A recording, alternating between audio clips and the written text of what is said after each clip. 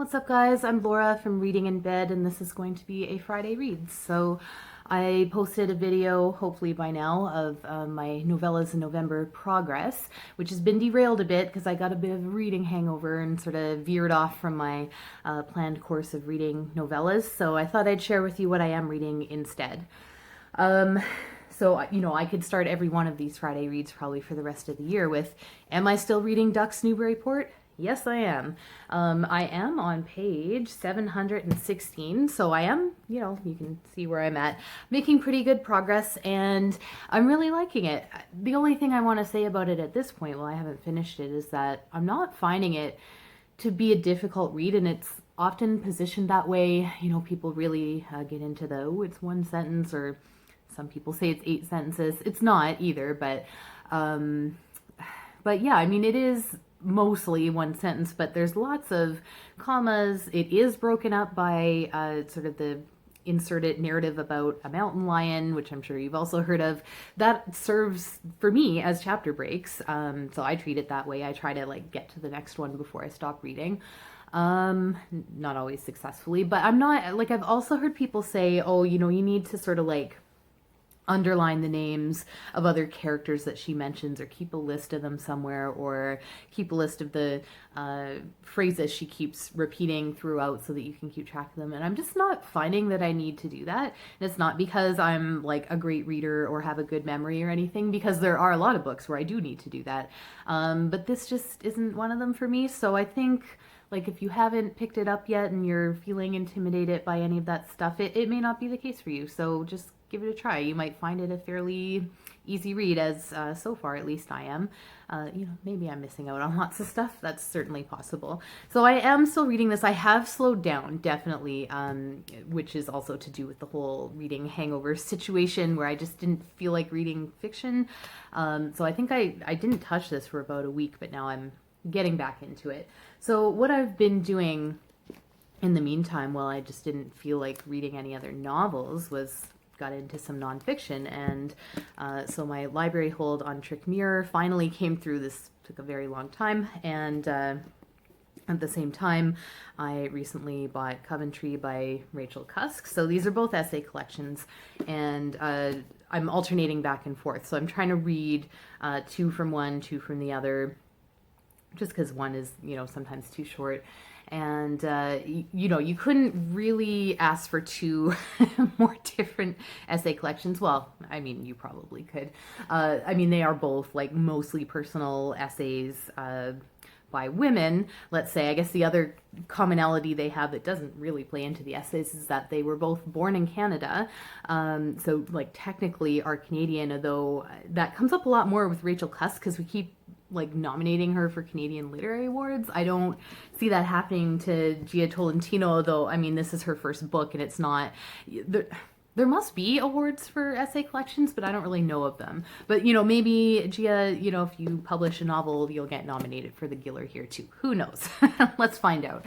But yeah, other than that, there's not a lot of commonality, especially, even the provenance, I guess, of the essays. I think for Trick Mirror, she actually sat down and wrote most of these essays, or all of them, especially for this collection, whereas the Rachel Cusk one is a much more traditional, all of these were published elsewhere first. Several of them are actually quite well known. I think there's one about her divorce that I haven't got to yet, that's pretty famous. There's one about Brexit that I think I had read before.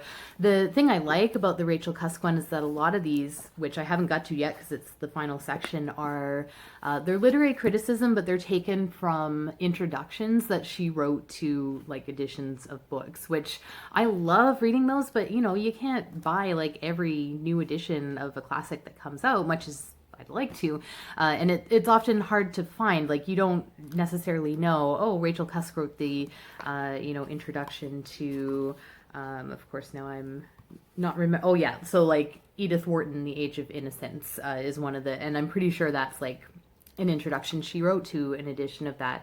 I'll have to compare that to the, I think Jonathan Franzen wrote an intro, was it to The Age of Innocence? It might have been a different Wharton one, but it was quite infamous. People didn't like that one, so I'll have to maybe compare them a bit. But yeah, I like that. I kind of like this more, that it's like a collection of things that were written for different purposes and they're brought together, in a handy dandy purse size hardcover, which I love. Whereas Trick Mirror, it's like, there's just a lot going on, and I'm finding the essays so far to be strangely both over and underdeveloped.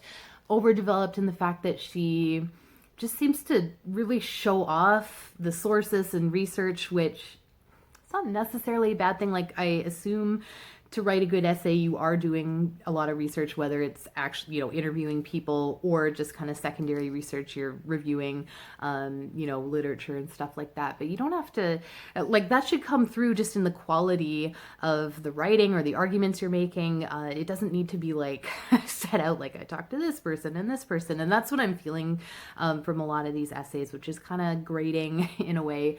And a lot of them, not that I've read a ton so far. I think I've only read 3, but so far they're just like, they're really all over the place.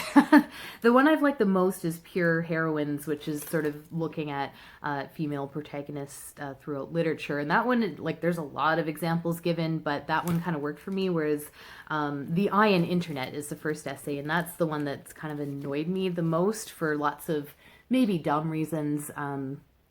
For example, she starts out talking about what she calls or sort of positions as the early internet.